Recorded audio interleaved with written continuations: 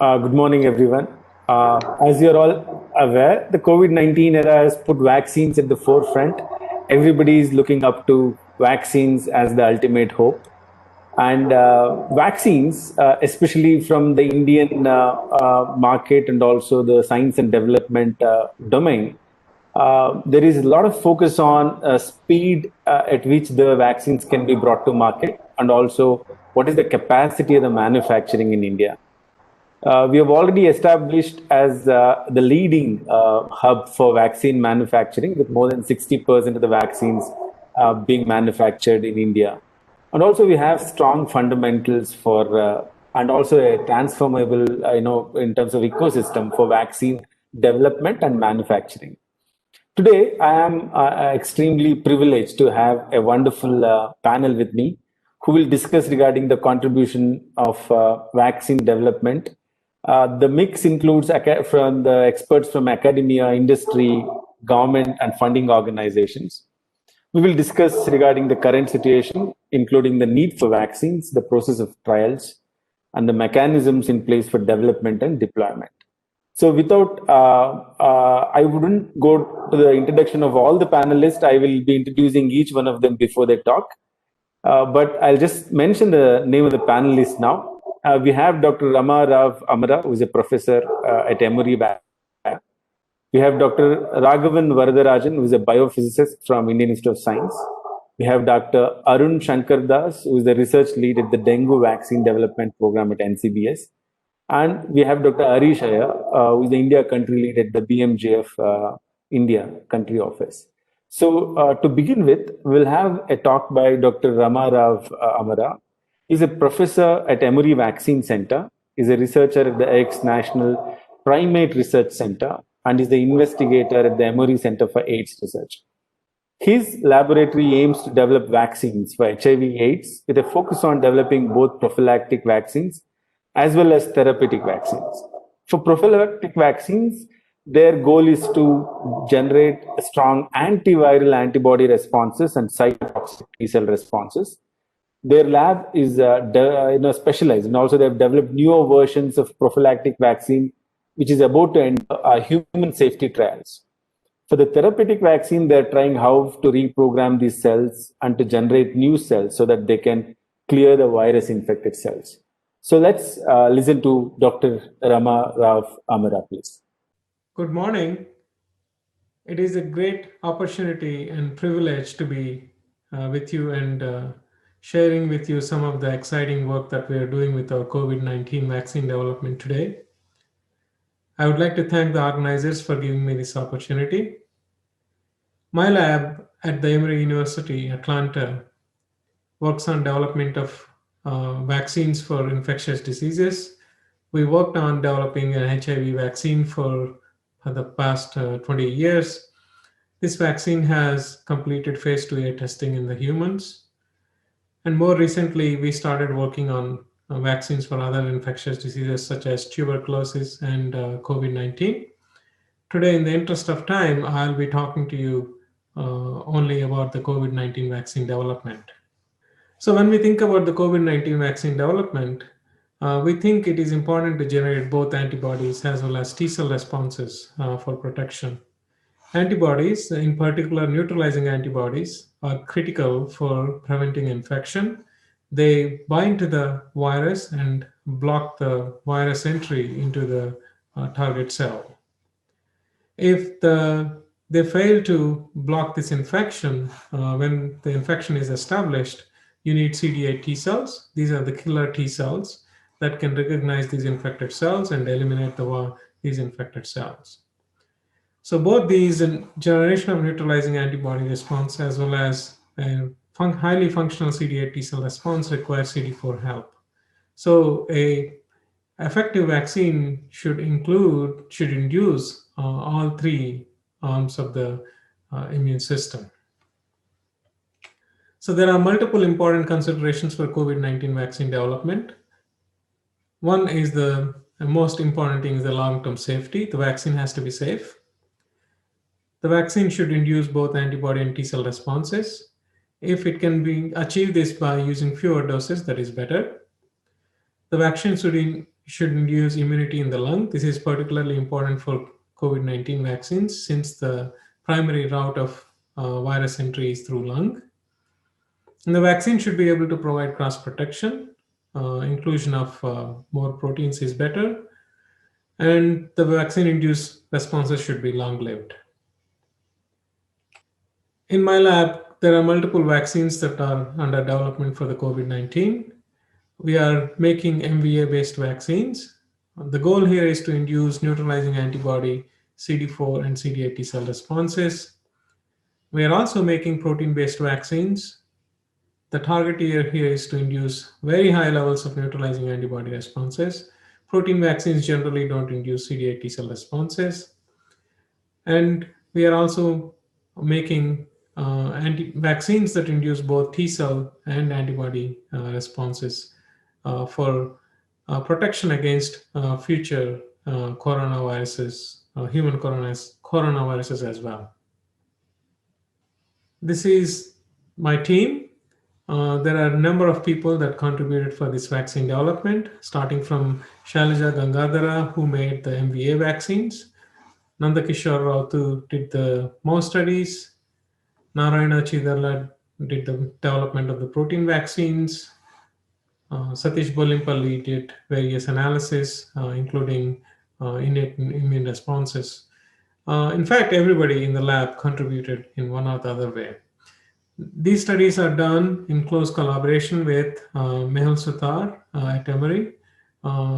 His lab provided analysis with neutralizing activity, as well as provide the challenge stock for the animal studies. First, about the modified vaccine Ankara platform, MVA. We published some of these results in a bioarchive recently, and people can go there to see more information.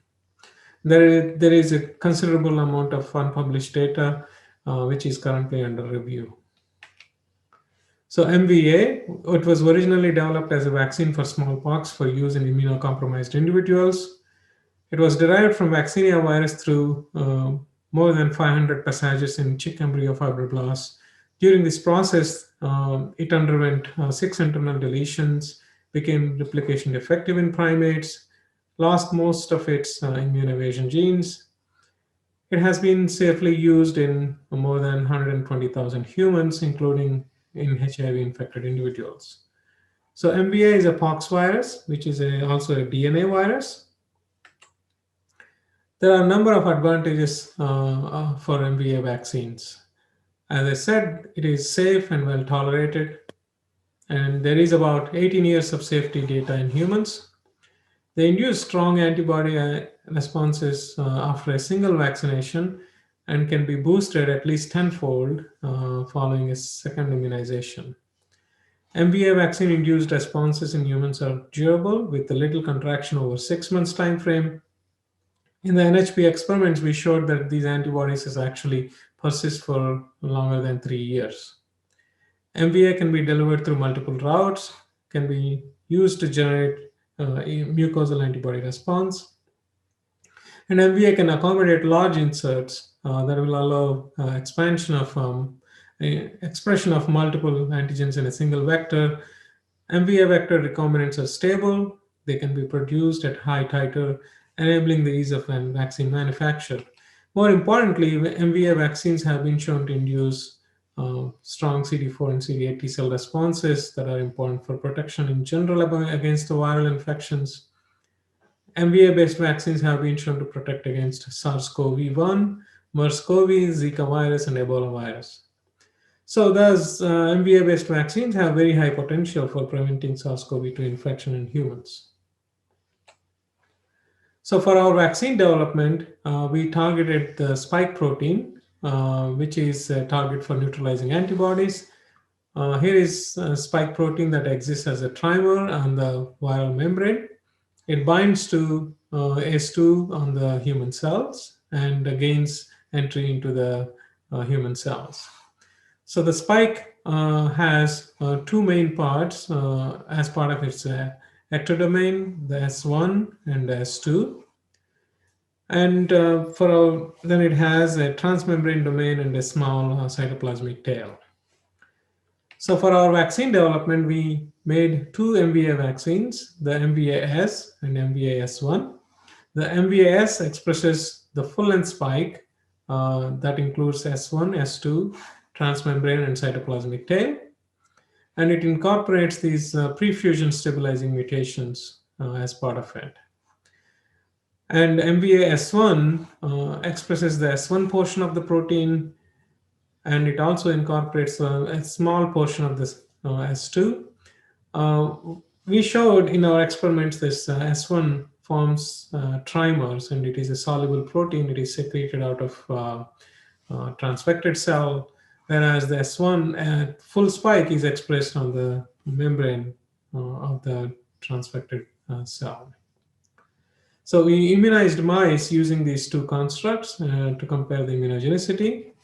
Here is the data from mice looking at the binding to the RBD region. So this is the receptor binding domain. That's where the majority of the neutralizing antibodies target. You can see after priming immunization, MVS vaccine induced good titers of binding antibody. And that was not observed in the MVAS S1 construct. After the boost, there was a good boost in both constructs. The titers reaching about 10 to the 5. And the binding to the RBD was higher in the MVAS compared to the MVS1. However, when we looked at the binding to the S1, we saw the opposite. The S1 construct induced higher binding to the S1, whereas the full spike induced a lower S binding to the S1. This was interesting since the S incorporates complete S1 as part of it. When we looked at the binding to the S, that we saw higher binding in the MVAS compared to the MVS1. This is expected because the S1 doesn't have S2 as part of it. Interestingly, when we looked at the neutralization, we saw neutralization against the live virus only in the MVAS group, but not in the MVAS1 group, although these mice induced pretty strong binding activity against S1. The neutralization ranged from at the level of detection to as high as 1,000. These antibodies were persistent. I'm not showing that data. And the neutralization titer correlated directly with the binding activity to RBD, and it correlated inversely with the binding activity to S1. So it looks like that there is something about antibodies directed at S1. We don't know exactly where they bind right now, but they seem to actually interfere with the neutralizing activity. And we also measured the T cell responses, both CD4s and CD8 T cells. We found that both vaccines inducing reasonably good T cell responses. These were directed against RBD, S1, and S2, so indicating that they are broad. And there was a trend towards higher T cell responses in MVAS1 compared to the MVAS. And to understand the homing of these T cells to the lung, we looked at the formation of inducible bronchus-associated lymphoid tissue. And these are the localized lymphoid tissues that contain the B cells and T cells. In the flu model, it was shown that these eyeballed can contribute for significant protection. So what we found was that the MVAS vaccine, but not the MVAS1, actually induces eyeballed in these lung sections. And we further probed for the specific antibody and T cell responses in the lung. So we used the BAL to look at the binding antibody. Again, we saw good binding antibody to RBD, S1 and S in the MVAS group. And similar to the serum, the MVAS group induced stronger binding to RBD compared to the MVS1, and for the S1, it's vice versa. And we also observed strong CD8 and CD4 T cell responses in both groups in the lung. So Given these highly encouraging results, we went into rhesus macaques to study the immunogenicity and protection against SARS-CoV-2. I'm not presenting these data because these are under review, these are unpublished results, but the summary is presented here. What we observed was that induction of this strong neutralizing antibody as well as T cell responses that were similar to what was seen in mice. And we also saw great protection in both lower and upper respiratory tract. Following infection at day 2, all mock vaccinated animals showed very high levels of viral load, both in the throat as well as in the bowel.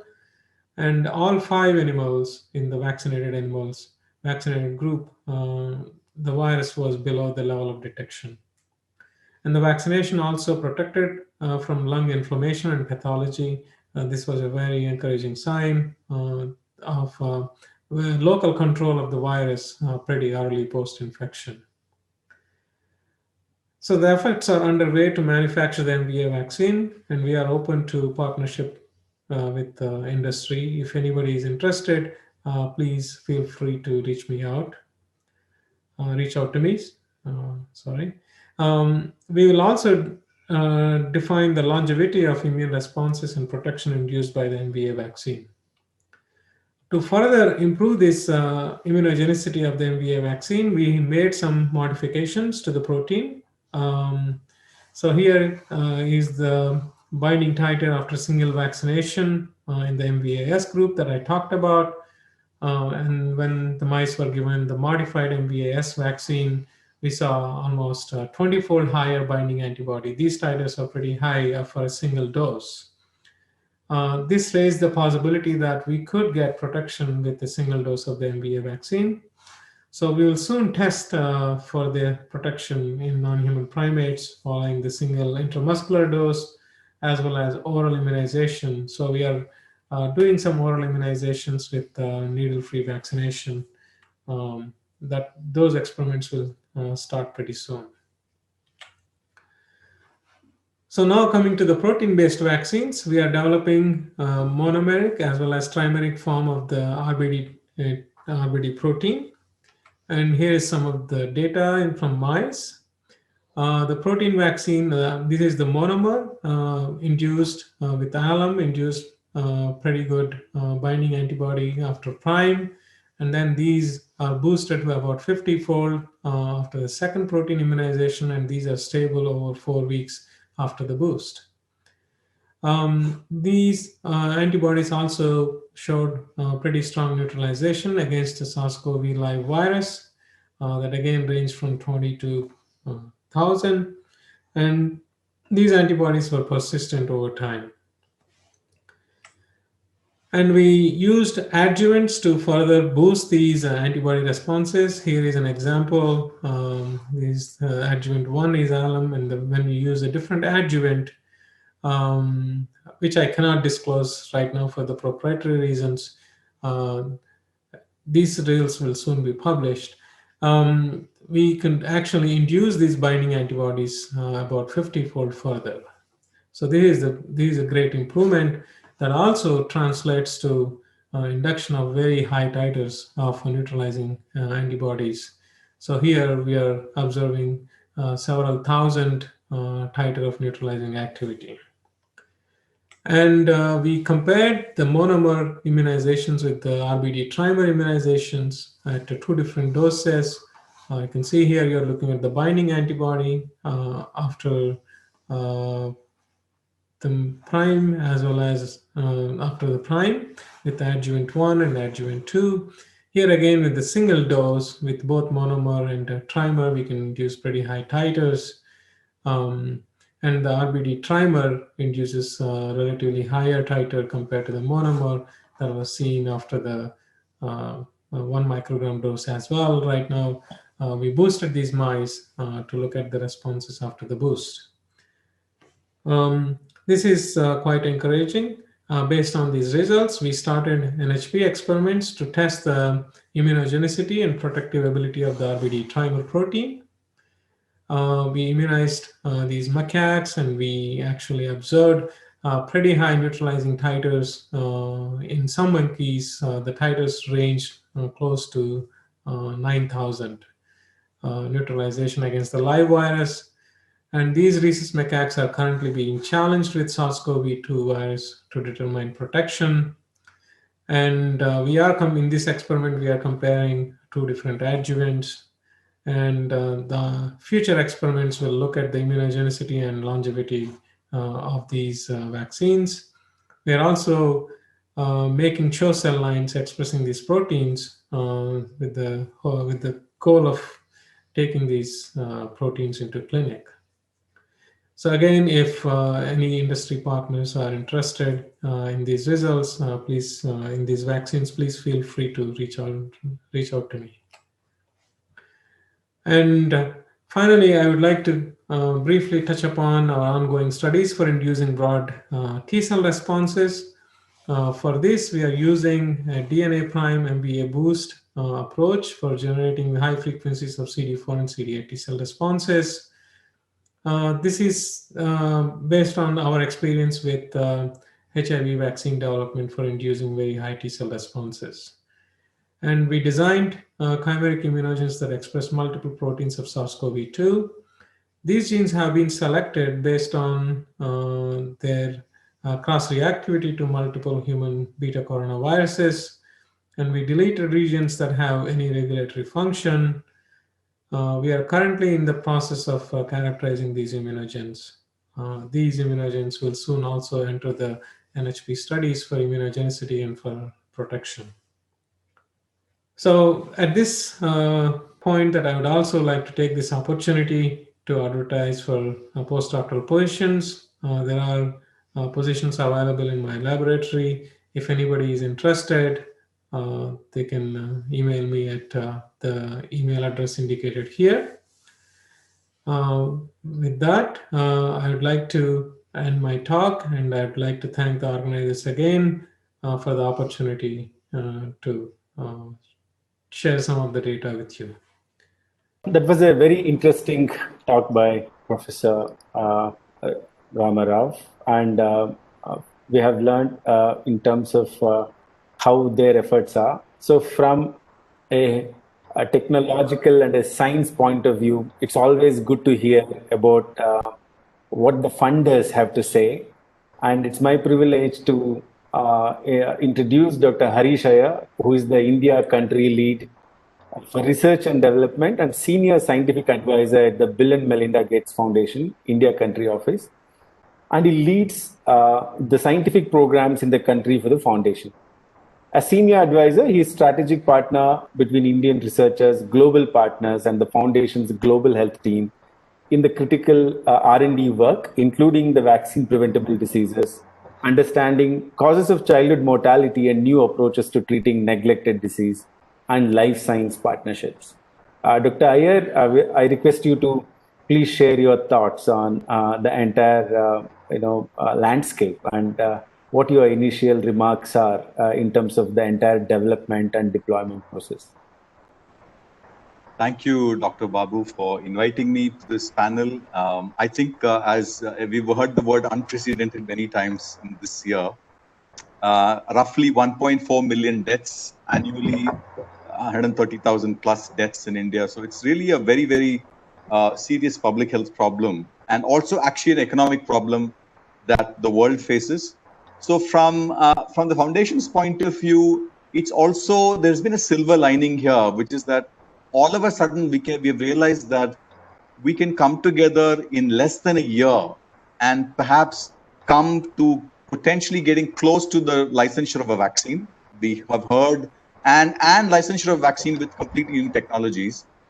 This has been the outcome of a lot of collaborators in both private sector, public sector, academics, like my other panelists who have played a critical role, publicly funded research, government funding, and then a great global collaboration. So it's been a very, very positive news from that perspective. It also gives us the opportunity to show that actually these vaccines seem to work. The mRNA vaccines, I'm not sure if anybody assumed that they would work. The fact that neutralizing antibodies alone more or less seem to be enough to at least show short-term protection. Certainly, we still don't know where we are in terms of long-term protection. We don't know fully in terms of long-term safety, and that will be something that will be going on as we speak. I'm really looking forward to also seeing when the first vaccine will be licensed in India. We're quite close on that front. We don't know whether it will be the AstraZeneca vaccine through Serum Institute or whether it's the Bharat Biotech vaccine, which is currently in phase 3. We've been hearing about them every day in the news. What will emergency licensure look like in India? That's a huge unknown. The globally successful vaccines so far will require supply chains which are either -80 or -20 Celsius. They do not have stability. They're just not, in my mind, not particularly relevant to impacting public health in countries like India and other LMICs and LICs. So looking forward to seeing how these new vaccines that are coming in will play a role in the LMICs and LICs. Within India, the foundation has played a small role in funding different academics and companies. The big one that we've taken, bet that we took, is along with Gavi, to fund Serum Institute with roughly $300 million to make sure there's a large amount of vaccine available, because there's also this vaccine nationalism that's happening in the midst of all this collaboration. Naturally, countries want to make sure that their own populations are protected first. So equity is going to be a key aspect of it. So our role is to really see, can we maximize that equity and minimize the inequity that's currently seen to some extent. So maybe I will stop there because I've taken up about 4-5 minutes, and if there is time later, can talk about other questions. Thank you, Dr. Yeah, before I move on to Dr. Raghavan, just a quick question to you. As a funder who has facilitated all this process, are you a bit relieved that there is some good results, at least to begin with? I think we are very relieved that I think there was a fundamental lack of understanding of what can protect people, right? Do we need mucosal immunity? Do we need other things? Is neutralizing antibody not enough? That was a big unknown, and we are starting to see discussions around correlates of protection, some of the work that we are funding through CEPI. And so it'll still require, we still have a long way off. I think I will just want to add very briefly that, remember, we have a drug approved, remdesivir. Doesn't work very well. It's actually pretty weak, I would argue, but it's still approved. We have an antibody approved. The Eli Lilly antibody just got approved. Again, not a great, it's a decent result, but not too many people hospitalized actually in that NEJM paper that came out. And so the vaccine is third in line, but it may be the most effective of all of these. So actually very relieved that if this works and if we can show long-term memory, in terms of this protection lasting for more than 1 or 2 years at least. Thank you. That's very useful. And on that note, I request Professor Raghavan Varadarajan just to give a brief introduction. Professor Raghavan is a biophysicist and a professor at Indian Institute of Science. He is known for his research in the fields of protein structure and protein folding, and his contributions in developing vaccines and drugs for treating a type of fatal influenza and HIV-1. He'll today in this panel discuss about the COVID-19 vaccine development effort and highlight certain challenges that he and his team faced. Over to you, Professor Raghav. Sure. Thanks for the opportunity. And I just summarize the results that we have got in a pretty short period of time. So essentially, what we find, we were able to make a monomeric, like an engineered RBD fragment. The protein was extremely, and it had identical profiles before and after lyophilization. It was stable to transient exposure to temperatures as high as 100 degrees.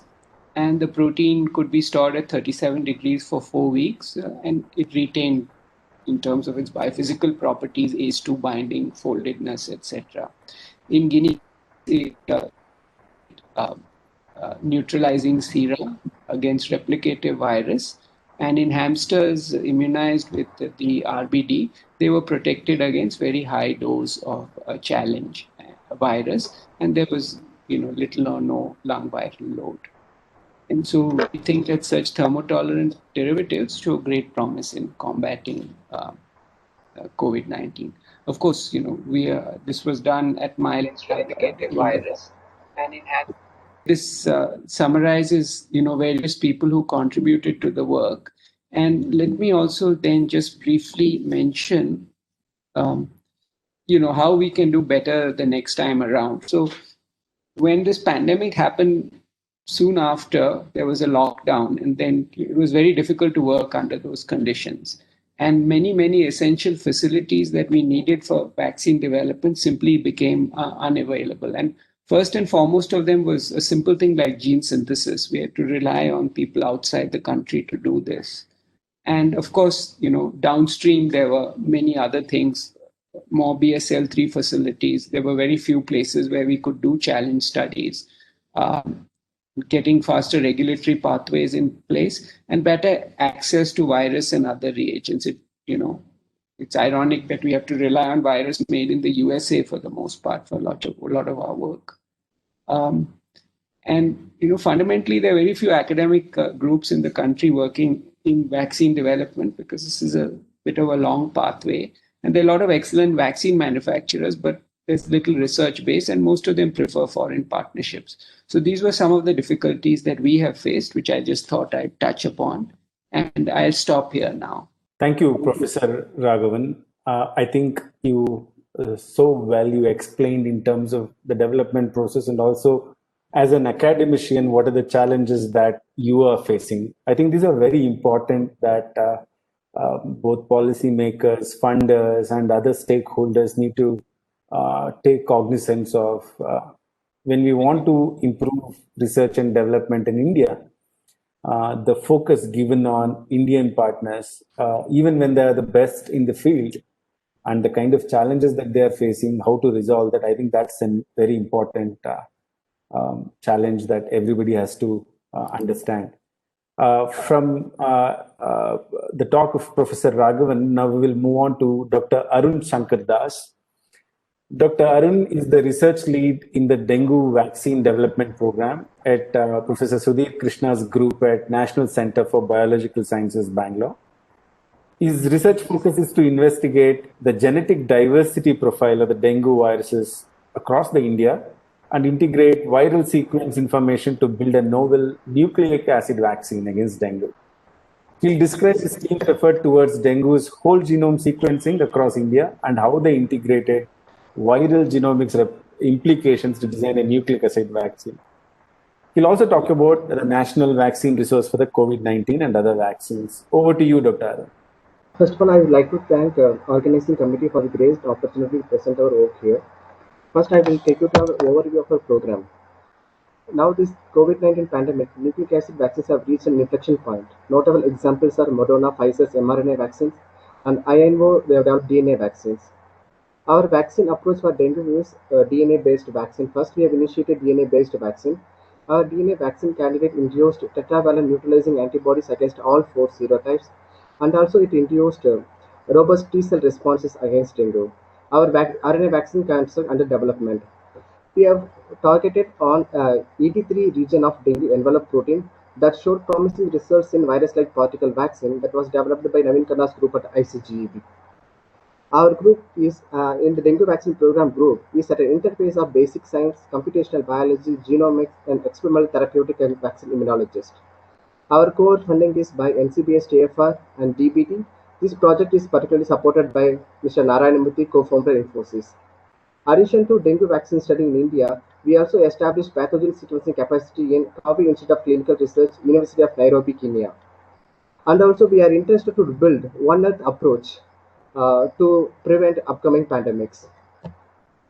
Yeah. This is our team. It includes NCBS, IIC, and clinical collaborators from St. John's, Jodhpur, Kasturba Medical College Hospital, Mumbai, and THSTA. Yeah. Then dengue vaccine. Dengue vaccine development is challenging because there are 4 serotypes. They are genetically and antigenically related. They share 60 to 70% similarity with amino acid level. Because antibody raised against one serotype cross-reacting with other infecting serotype. This leads to the phenomenon called antibody-dependent enhancement. This antibody-dependent enhancement provided the rationale to decide a safe and effective vaccine against dengue. That vaccine should induce neutralizing antibodies against all four serotypes simultaneously, and also the antibody response should be a long-lasting immunity.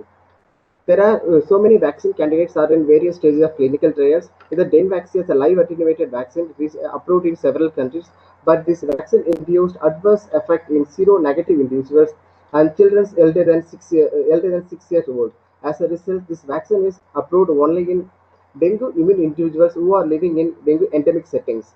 Other vaccine candidates is TV003 and GDV. These vaccine candidates are in phase 3 clinical trials. Another interesting platform is virus-like particle vaccine platform. These vaccines these vaccines, dengue vaccines were working by Naveen Khanna's group at ICGEB. They are focused on ED3 region. That ED3 sequence they have derived from international dengue reference strains, and they produced an yeast expression system. Another interesting candidate is synthetic recombinant envelope protein-based vaccine. This was developed by Merck. It's in phase 1, phase 2 clinical trials. First, I will show you immunogenicity data of our dengue DNA vaccine construct. To assess the immunogenicity of our vaccine construct, group of Malpsy mice immunized with our vaccine candidate prime are followed by two booster doses of our vaccine candidates in 2 weeks interval. In each time point, serum binding antibody response were measured using indirect ELISA. Our indirect ELISA results shows that our vaccine candidate successfully induced uh, uh, binding antibody response against dengue, and it significantly increased during the first booster and second booster, and it appeared to peak 2 weeks after the final booster. And importantly, our vaccine candidate induced neutralizing antibodies against all four serotypes in prime booster itself. Further, we have analyzed CD8 T cell response in mice. 2 weeks after the final booster, animals were sacrificed, splenocytes were harvested and stimulated with dengue CD8 T cell peptides derived from ED3 and NS1. Our vaccine it highlights that IFN gamma production was successfully induced by our dengue DNA vaccine candidate. This research highlights that our vaccine candidate successfully induced humoral as well as T cell responses. In my upcoming slides, I will show you how we have constructed this vaccine candidate. Yeah. Before to design this vaccine candidate, we have done a dengue genetic diversity study in India because dengue has four different serotypes and also divided into multiple genotypes based on the sequence diversity as well as serotype distribution. In this study, we have done in four hotspot regions in India. Around 1,000 dengue NS1 positive samples collected. Out of this, 329 samples were sequenced, and we obtained 120 dengue whole genome sequences and 217 partial near complete genome sequences. Our data highlights that India is endemic to all four serotypes, but the distribution is diverse. For example, Mumbai is dominated with dengue 2. At the same time, THS is dominated with dengue 1. Further, we have analyzed the genotype diversity. Genotypes are substrains within the genotypes. They also plays an important role in the vaccine development because Sanofi, if you take the Sanofi phase 3 clinical trials, it induced high neutralizing antibody titers against dengue 3 and dengue 4, very less against dengue 2. Later sequence analysis revealed that their vaccine backbone that they have used very close to the circulating strains compared to dengue 2. That's why dengue 3 and dengue 4 developed high neutralizing antibody titers. To avoid that genotype heterogeneity, first we analyzed genotype diversity in India. Our research highlights that dengue 1 strains in India belongs to genotype 1, dengue 2 strains belongs to cosmopolitan. Dengue 3 strains belongs to genotype 3. It has two lineages, the lineage A and B. Both the lineages were circulating in India. Dengue 1 belongs to genotype 1 in our country. This research highlights that even though all four genotypes circulating in India, we have a less diversity in terms of genotype diversity. Yeah. This is our vaccine construct. We have focused on ED3 and NS1 region of dengue genome. ED3 is a major antibody target for neutralizing antibodies. Antibodies raised against ED3, not cross-reacting with other three serotypes. So, its antibodies raised against ED3 are antibody-dependent enhancement-free antibodies. Another promising target is NS1, non-structural protein 1. It's not present in the surface of the virion. So NS1 antibodies are also ADE free, and also NS1 has a capability to induce strong T cell immune responses. We generate a single construct that encodes ET3 of all 4 serotype NS1 protein of dengue 2. All antigens links together when purine cleavage and cloned into the memory expression vector. This is our bioinformatics pipeline that we use to build consensus. Addition to our dengue genetic diversity sequences, we also retrieved sequences from Viper database from last 20 years. Multiple sequence MS was done using Muzzle, and consensus generated using Genius software. Our consensus sequence were optimized for expression, including codon optimization, RNA optimization, in addition of high efficient leader sequence to increase the immunogenicity of the construct. Our DNA constructs upload into the mammalian expression vector and produced in bacterial cells. And after the bulk production, it immunized in BAPC mice in 2 weeks intervals. After it's injected in TA muscle, after injections, each injection the injected spot were electrophorated for to increase the in vivo transduction efficiency. Further, we have conducted immunoassays to check antibody responses and ELISpot that I showed previously.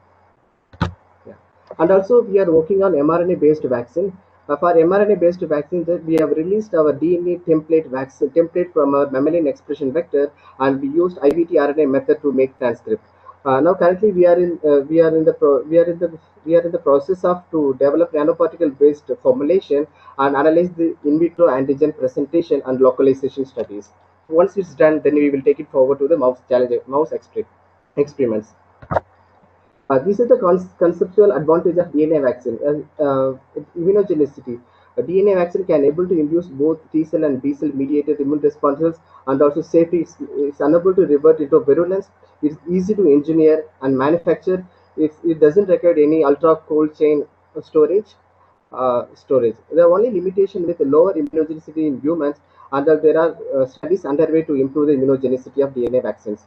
Other advantage of RNA vaccines RNA vaccines can be made easily in laboratories. Available DNA template is less expensive and faster than conventional vaccine production. Dr. Arun, can you wrap up, please? Yeah, sure. Yeah, yeah. I would like to show the slides that what are the challenges to design vaccines against any infectious diseases. First, we need to understand the viral diversity, and then we need to find out the right vaccine target, and need to find out the right which platform that we need to use for the effective delivery. And also we need to worry about manufacturing and toxicity and adverse reaction effects, and also herd immunity also we need to consider for the effective vaccine development. This is our Indo-Africa program that we have established in Kobe Institute of Clinical Research. Yeah, future directions. Since our vaccine candidates can be successfully induced neutralizing as well as CD8 T cell responses, we would like to take it forward to the challenge studies and protective immunity studies in AG129 and NHP studies. And also we are in the process of building cohort sites and to ask questions like herd immunity and immune profiles as an interdisciplinary exercise. Also, we are working to create infectious disease consortia. Thank you. Thank you. Thank you, Dr. Arun. It was a wonderful presentation regarding dengue vaccine development and your experience in this entire process. I would want to have the next 12 minutes spent towards some question answers. And I'll start with Professor Raghavan Varadarajan. You brought in a very important point, saying that there is expertise in India. There is a lot of challenges in terms of how do you work with industry from the academia, and why is this distress? You were very subtle and very humble in saying how it is not working out well for the academia. But I would want you to please suggest some solutions, especially for the industry and also for the funders to bridge the gap. Professor Raghavan, please. Yeah, so I think it's, where academia can play a role is in the initial stages, and then industry has to be prepared to, take forward material into process development and so on and so forth. But that typically at least it has not happened very easily with us. We're in the process of trying to bridge that gap. Also, for us, it was only possible because we work closely with a startup. So a lot of animal studies and so on we could do in a very short period of time because of Minvax's involvement. But a strictly academic lab, it would be very difficult. So I don't know how to.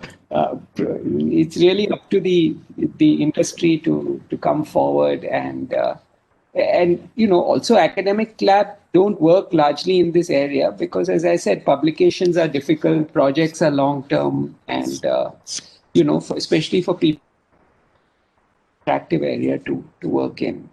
So unless there's some sustained funding from the government to encourage this kind of research, it will be difficult for academic labs to work in. My case was a little different, but for the average person, it will be very challenging. Yeah, I think you summed up really well, and you explained in the most sophisticated manner without actually letting out the frustration of academia in running research studies. And this is where I would want to go to Dr. Harish. More than a funder, the Bill and Melinda Gates is always a facilitator of partnerships. You work with academia, you work with industry, you work with the government. How do you think you can resolve this gap, which is felt really by most academia? So I think that, Dr. Raghavan raises an important point. I'd like to point out a few additional factors that are playing a role here. So where the foundation has so far worked is in late stage development. So for example, if you went and talked to clinicians around this country, you will see a lot of them have been involved in many studies that have been done on vaccines. But the early stage scientists like Dr. Raghavan, there are only a couple of examples I can think of. I mean, I can think of hepatitis B vaccine that came from Indian Institute of Science. That was the origin for, I remember when I was working at Shanta, there were discussions around that, and at CCMB, working closely with, Dr. Varaprasad Reddy working closely with CCMB. I do remember that the rotavirus vaccine that came out of AIIMS with, Dr. Bhan, the late Dr. Bhan, the origin of that strain, the neonatal strain, was in Delhi. But it all required lots of global collaboration, took lots of time. So it is still nascent. I think that there is in an emergency like this, I think there is a, temptation to go quickly with whatever is available. And absolutely everything that Dr. Raghavan said, I agree with. We need to strengthen these capacities, capabilities. I would certainly also add that obviously these will be global collaboration. Science is so global these days. We need to do global collaborations. You might have noticed that we have made a start, at least in India, to try and invite scientists to see who we can collaborate with on some of this. And I'm sure you saw that we have funded Dr. Raghavan's lab to some limited extent, but this is something that has to be built up. Part of the problem is, at least at the Gates Foundation, the folks who live outside of India don't know and are not familiar enough with the ecosystem. So I think part of it is familiarizing it. I must tell you that even when I worked in industry in India, I worked in industry for a long, long time. I would often actually know people from outside more. And not because I was traveling there, but they would come to our office and talk to us, right? So it's really an ironic thing. And for somebody who believed deeply, so we would hire lots of PhDs from places like Indian Institute of Science and IIT and AIIMS and things like that. But we would not have the research collaboration really built up as strongly. Partly because of what Dr. Raghavan said, where do you get the publications from? If your tenure is totally linked to, the understanding great biology, that's fantastic. Absolutely, that's a great and important thing. But how to add on top of that, the translation aspect is something I think it's very new. And these two talks have been so wonderful to hear from that perspective. Thank you, Dr. Harish. Dr. Arun, I would want to connect this theme with you. Professor Raghavan clearly explained, while there's a lot of trust on the global partnerships, the local partnerships are often ignored. I believe that you should compete globally, but collaborate locally. I'm seeing the opposite happening. What are your thoughts on this, Dr. Arun? Actually, we need to interdisciplinary team, which should be the academia, if you take academia also, you should be involved with the basic science, computational biologist, immunologist. We need to get collaboration between the academic setup. Then we need to move to the industry partner. For example, if you are discussing about a vaccine, we can't able to do everything in the academic setup. For example, for to virus culture COVID kind of vaccine virus, we need BSL-3 facility. But how many institutes in India have BSL-3 facility? But this, if we want to do dengue vaccine testing, we recently upgraded to BSL-3. So there are so many factors. For this, we need to identify the international as well as global partners. For example, we are trying to establish AG129 mice here in India, but it's been very limited. People have access to AG129 mice. We need to identify the right partners. For this, we need local as well as international collaborations. Thank you. So on that thought, Professor Raghavan, what are the kind of the action points for improving this space of vaccine discovery and development in a collaborative way in India? Agencies have to fund on a consistent basis over a slightly longer time frame, without expecting some magical result. Everybody says if they want to hear you get a 3-year grant for 40 lakhs and they want AIDS vaccine, obviously that's not going to happen, right? So they have to take a little bit long-term view, and then I think more people will be willing to work in these kinds of areas. And I think the industry is also not maybe very much aware of some of the capabilities. So as there is more communication, maybe that will get facilitated. So Patience is the key, you say. So from that, in terms of vaccine development, I would move on to a next step. Dr. Harishaya, what do you see as the challenges in distribution process, and how do you think India can handle this? I think there are enormous challenges.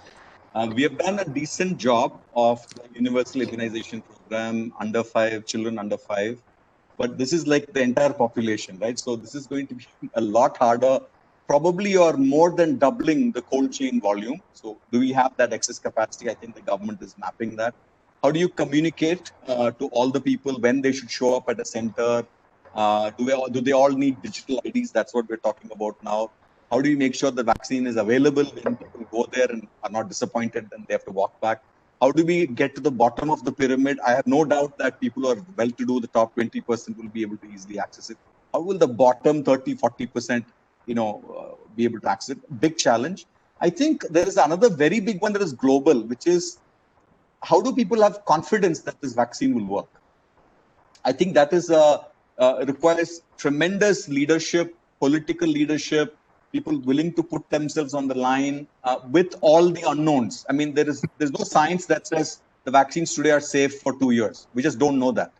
We don't know that they will be efficacious and you don't have to come back again in 3 months and get a shot again, God forbid.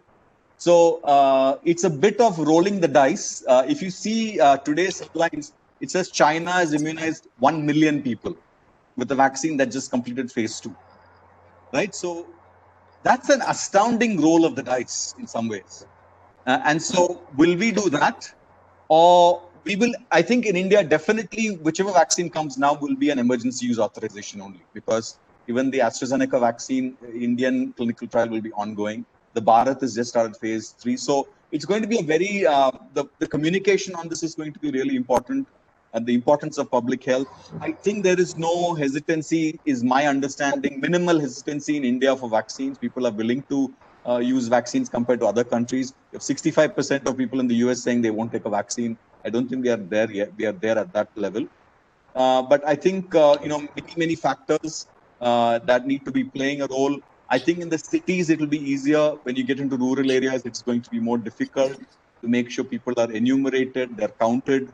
The data, as you see, even serology and others, is kind of weak. Testing is kind of weak in the rural areas, which are out of sight for folks in the urban centers. So it's a lot of different things that are going to play a role to make sure that it's equitably distributed and it's a good process that happens quickly, rapidly. Thank you, Dr. Harishaya. And gentlemen, this is all the time we have. I really wanted to have more question and answers, but our 1 hour time is up. and it was really fantastic discussing with three of you in terms of how the vaccines are developed and also to be deployed in India.